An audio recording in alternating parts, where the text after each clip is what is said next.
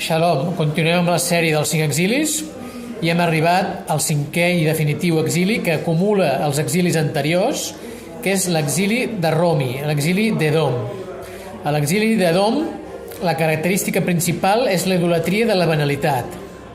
I la idolatria de la banalitat està arrelada en la desaparició de la voluntat, la crisi de voluntat. Aquesta crisi de voluntat afecta els nivells suprarracionals de l'ànima, perquè la voluntat, de fet, és un aspecte suprarracional de l'ànima, i un que afecta molt directament és el plaer. El plaer queda afectat de manera que queda dissociat el plaer de la voluntat. És un plaer que es produeix a través de coses buides, de coses que fugen de la transcendència. Això també ho veurem si analitzem l'aspecte de la confiança. L'aspecte de la confiança també queda molt devaluat amb la crisi de la voluntat. La confiança es manifesta a través de l'oració i precisament estem en una època en què l'oració està molt devaluada. La crisi de l'oració és la crisi també de la paraula, la crisi de que les paraules tinguin valor.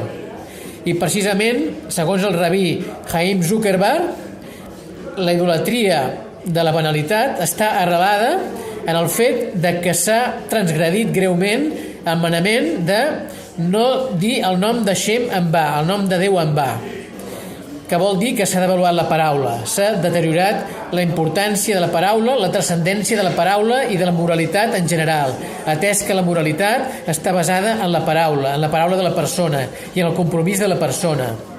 La paraula fonamenta la transcendència i la transcendència fonamenta el compromís. Sense compromís, tot és banalitat. I davant d'aquest problema tan greu d'haver caigut en la banalitat, en una vida de buidor, quina és la solució?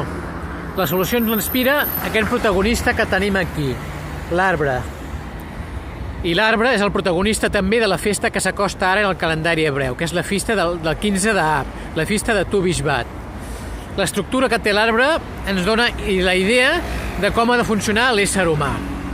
L'arbre té unes arrels, que en el cas de l'home és la Torà, el fonament moral i ètic de l'home, que és la Torà. De les arrels puja la saba són les paraules de Torà, les paraules d'oració, les paraules de tefilà, que pugen a alimentar la brancada.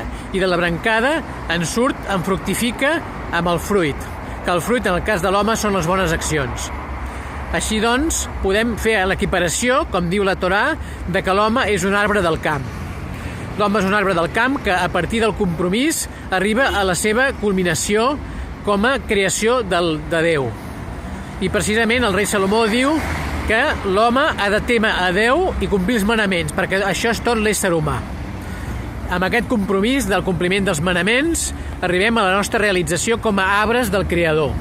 Així doncs, arribem a aquest cim com a éssers humans i arribem a la realització màxima, fructifiquem i portem el món a la seva màxima consecució. Amén. Shalom.